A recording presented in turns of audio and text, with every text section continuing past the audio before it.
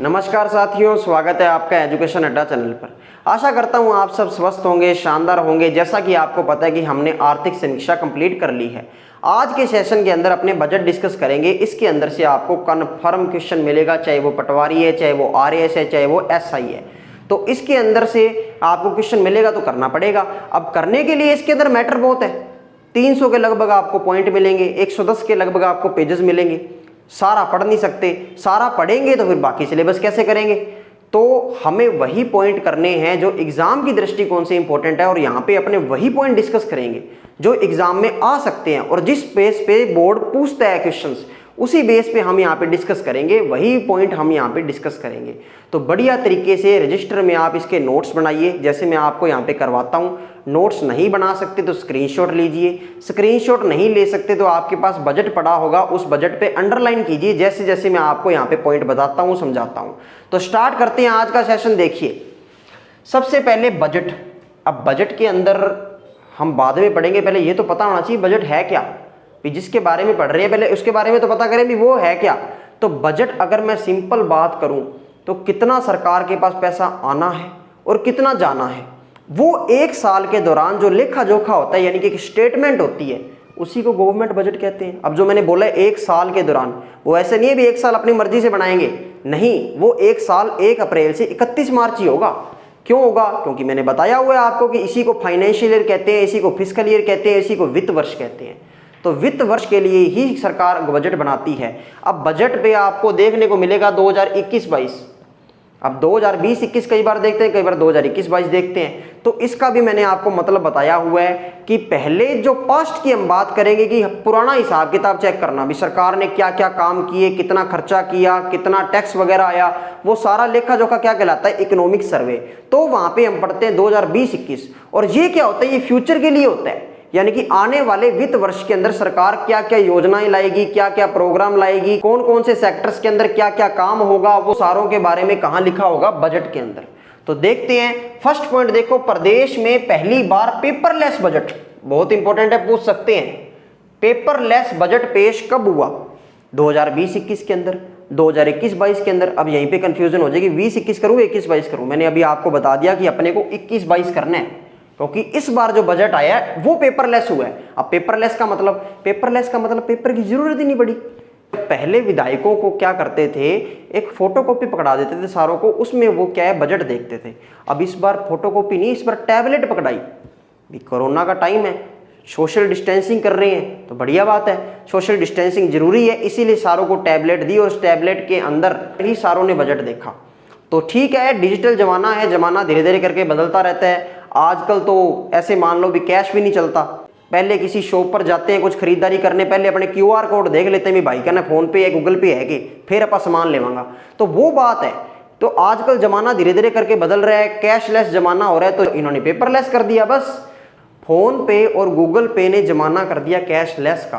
Phone पे और Google पे ने जमाना कर दिया कैशलेस का, और इस बार तो सरकार ने भी बजट का जमाना कर दिया पेपरलेस का। अरे वाह, शायरी बन गई ये तो कहने का मतलब इस बार पहली बार प्रदेश के अंदर पेपरलेस बजट आया है, पेश हुआ है। तो देखो दूसरा पॉइंट क्या है, गहलोत सरकार का तीसरा बजट है ये भी ध्यान होना चाहिए भी कौन सा बजट है। तो तीसरा बजट है गहलोत सरकार का ये। उसके बाद राजस्थान सतर्क है जी, अपना एक तरीके से ऐसे मान लो हैशटैग है, आजकल ट्रेंडिंग में चलते नहीं गए, ये हैशटैग है, इस चीज के लिए ये हैशटैग है। वैसे ही सरकार का भी कोई हैशटैग है, राजस्थान सतर्क है। तो एक टैगलाइन दी है सरकार ने कोविड के संदर्भ में, कौन सा टैग दिया है? राजस्थान सतर्क है। ठीक है, ध्यान रह जाएगा। उसके बाद भीलवाड़ा व रामगंज मॉडल और भीलवाड़ा, इसमें अंतरराष्ट्रीय स्तर पर इनको सराहा गया है, यानी कि बड़ाई करने लाग रहे हैं अंतरराष्ट्रीय स्तर पर भीलवाड़ा और रामगंज मॉडल की। क्यों? क्योंकि इस पे कोविड के टाइम में बढ़िया तरीके से कंट्रोल किया था, कोविड-19 पे, भीलवाड़ा और रामगंज में। तो अंतरराष्ट्रीय स्तर पे एप्रिशिएट कर रहे हैं। ठीक है। उसके बाद इंदिरा गांधी शहरी क्रेडिट कार्ड योजना। अब क्या है, कोविड के कारण बहुत सारे धंधे लगभग ठप हो गए, सेकेंडरी सेक्टर तो बिल्कुल ही गया, मैन्युफैक्चरिंग तो बिल्कुल ही गया, और जो गरीब परिवार थे उनका भी बहुत नुकसान हुआ है। जो रेडियां लगाते थे, चाहे रेलवे स्टेशन के बाहर मान लो, चाहे बस स्टैंड के बाहर मान लो, चाहे वैसे गली में मान लो, जो रेहड़ियाँ लगाते थे उनका भी बहुत नुकसान हुआ है। तो कहने का मतलब इस कोविड के कारण मैन्युफैक्चरिंग तो बिल्कुल ही बंद होगी, यानी कि काम धंधे सारे ठप पड़ गए। अब सरकार ने सोचा करे तो करे क्या, तो सरकार ने क्या किया, सरकार एक योजना लेके आई, इंदिरा गांधी शहरी क्रेडिट कार्ड योजना। इसके तहत क्या किया सरकार ने, इसके तहत किया जो स्ट्रीट वेंडर्स हैं, स्ट्रीट वेंडर्स का मतलब जो गली में रेहड़ियां लगाते हैं, मैंने आपको बताया, प्लस जो बेरोजगार मान लो या ज़रूरतमंदों मान लो, बेरोजगार या ज़रूरतमंद मान लो, प्लस जो युवा है सर्विस सेक्टर के अंदर, सर्विस सेक्टर उसके अंदर 5 लाख जनों को 50,000 तक का इंटरेस्ट फ्री लोन प्रोवाइड करवाएगी सरकार, यानी कि जमा इंटरेस्ट फ्री, कोई ब्याज नहीं देना, 50,000 रुपये तक का लोन प्रोवाइड करवाएगी सरकार इसके अंदर। तो इतना ध्यान रखना है, इसके अंदर ध्यान रह जाएगा। स्ट्रीट वेंडर, बेरोजगार और युवा जितने भी है सर्विस सेक्टर के अंदर 5 लाख जनों को 50,000 तक का इंटरेस्ट फ्री लोन प्रोवाइड करवाएगी सरकार। तो आगे चलते हैं, बैक टू स्कूल, चलो वापिस चलो स्कूल, इसका मतलब ये हुआ, तो इसका मतलब ये हुआ, तो ऐसा ही किया होगा इसके अंदर कुछ ना कुछ। तो बैक टू स्कूल का मतलब ये है भी सरकार ने सोचा कि इस साल तो ये साल तो बच्चों के लिए बर्बाद हो गया, यानी कि 0 ईयर घोषित हो गया, पढ़ाई हुई नहीं, स्कूल बेचारे जा नहीं पाए, काम धंधे भी ठप थे, तो प्रॉब्लम्स तो आई। तो उन प्रॉब्लम्स के कारण सरकार कहती कि हम एक बैक टू स्कूल प्रोग्राम लाएंगे। इसके तहत क्या होगा, इसके तहत हम 6ठी से लेके 8वीं तक जो बच्चे हैं उनको जो बुक्स है वो फ्री देंगे, यानी कि पाठ्य पुस्तकें फ्री देंगे। बहुत बढ़िया बात है ये तो। और 6ठी क्लास तक, 6th क्लास तक यूनिफॉर्म प्रोवाइड करवाएंगे फ्री जमा। तो 6th क्लास तक यूनिफॉर्म प्रोवाइड करवाएंगे फ्री, और 6th से लेके 8th क्लास तक पाठ्य पुस्तकें प्रोवाइड करवाएंगे। समझ आ गई क्या? बहुत इजी है, आराम से करेंगे सारे पॉइंट कवर, तो आप अंडरलाइन करते जाइए बजट के अंदर। तो अगला पॉइंट देखिए, मगनरेगा। ये मेरे नरेगा था, अब ये मगनरेगा बन गया। क्या है इसका मतलब? Mahatma Gandhi national rural employment guarantee act. इसके अंदर क्या होता है, पहले था 100 दिन का रोजगार, यानी कि 100 दिन का रोजगार मिलता था इसके अंदर, आपने बहुत सुना होगा इसके बारे में, 100 दिन का रोजगार। लेकिन अब 100 दिन से बढ़ा के कितना कर दिया, 200 दिनों का रोजगार कर दिया, 200 दिन का रोजगार। तो ये चेंज हो गया इसके अंदर, यानी कि सरकार ये घोषणाएं कर रही है कि हम ये काम करेंगे, यानी कि 100 से अभी 100 दिन का जो रोजगार है उसे हम 200 दिन का रोजगार में बदल देंगे, ये सरकार का कहना है इस स्कीम के अंदर। अब इस स्कीम के अंदर आता कौन कौन है ये भी देख लीजिए। एक तो आएगी सहरिया जनजाति, सहरिया जनजाति, एक आएगी कथोड़ी जनजाति, और एक आएगी जो विशेष योग्य जन श्रमिकों, विशेष योग्य जन श्रमिकों। ये 3 जने आएंगे, आपसे पूछ सकते हैं, आपको कंफ्यूज करने के लिए ऑप्शन चौथा और बना दिया जाएगा। तो आपको ध्यान रखना है कि इसके अंदर कौन कौन आ रहा है, सहरिया, कथोड़ी और विशेष योग्य जन श्रमिकों। तो ध्यान रखना ये बातें। तो ये अपनों ने 7 पॉइंट कर लिए। अब नेक्स्ट चलते हैं अगले पॉइंट्स पे। अब नेक्स्ट पॉइंट्स देखो, ये नेक्स्ट पॉइंट स्वास्थ्य एवं चिकित्सा से रिलेटेड है। स्वास्थ्य एवं चिकित्सा में हमारी राजस्थान सरकार ने बहुत बड़ी बड़ी घोषणाएं, बहुत अच्छी घोषणाएं, बहुत ही शानदार घोषणाएं की है। अगर ये इम्प्लीमेंट हो जाती है तो ऐसे मान लो बहुत बड़ी क्रांति आ जाएगी हमारे राजस्थान के अंदर चिकित्सा और स्वास्थ्य क्षेत्र के अंदर। तो देखो क्या क्या है, ऐसी कौन सी बड़ी बड़ी घोषणाएं हैं, देखिए तो सही। देखो, Rajasthan model of public health लागू किया जाएगा।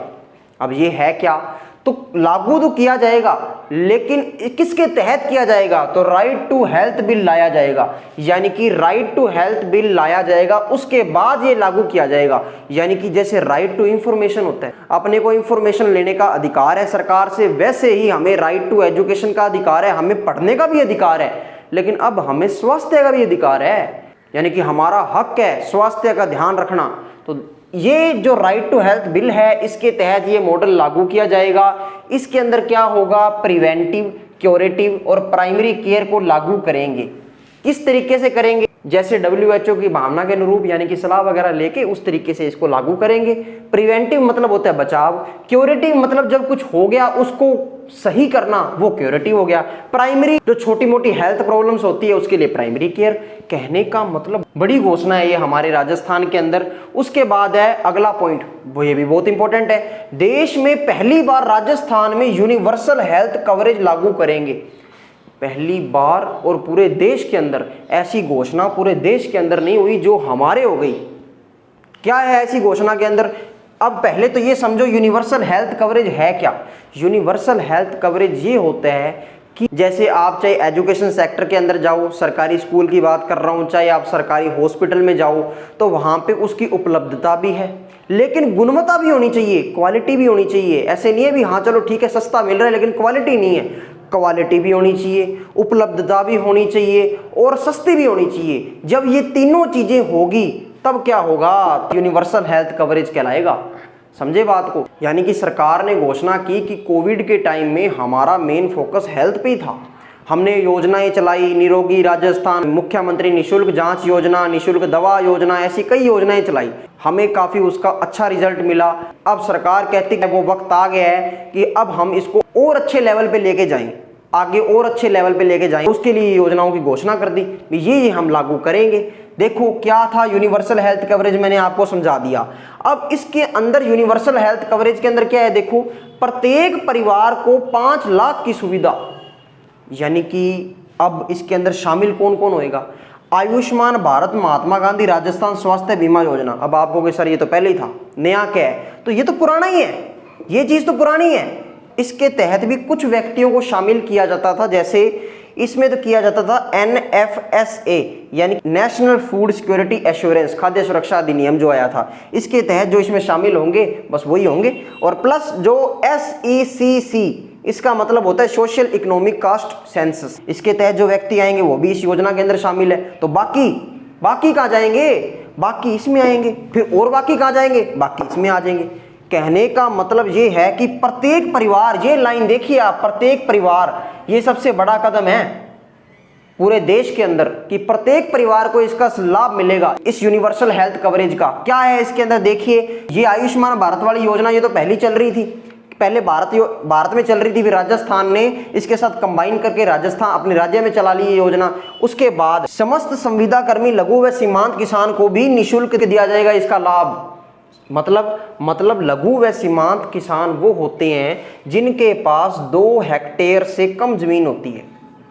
2 हेक्टेयर से जिसके पास कम जमीन होगी वो इसमें आएंगे, लघु व सीमांत। अब बाकी जो सारे परिवार बचे वो इसमें आ जाएंगे। अन्य परिवारों को 50% बीमा प्रीमियम पर, यानी कि इसका मतलब ये हुआ कि 850 रुपये भरने हैं 1 साल के। उसके बाद बिल्कुल आपको कैशलेस चिकित्सा प्रोवाइड की जाएगी। कैशलेस चिकित्सा का मतलब ये हुआ कि हॉस्पिटल के अंदर 5 लाख तक की चिकित्सा फ्री होगी। लेकिन अब आपको ऐसे नहीं कहा जाएगा कि हाँ 2 लाख जमा कराइए बाकी का आपको रिफंड दे देंगे, 3 लाख जमा कराइए आपको बाकी का रिफंड, ऐसा कुछ नहीं, सरकार आपका पे करेगी क्योंकि आपने ऑलरेडी पे कर रखा है। 850 रुपये वर्ष के पे कर रखे हैं तो आपको कोई जरूरत नहीं है दोबारा पे करने की। बहुत बड़ी घोषणा है सरकार की ये, आपको समझ आ गई होगी कि इसके अंदर कौन कौन शामिल है। आयुष्मान भारत महात्मा गांधी राजस्थान स्वास्थ्य बीमा योजना, इसके तहत ये दोनों के अंडर जो आते थे वो शामिल थे। अब चेंज क्या हुआ? अब ये चेंज हुआ कि समस्त संविदा कर्मी, लघु व सीमांत किसानों को भी शामिल कर लिया, प्लस जो अन्य परिवार थे उनको 50% बीमा प्रीमियम पर भी शामिल कर लिया 850 रुपये लेके। ये लो जी, आ गया समझ।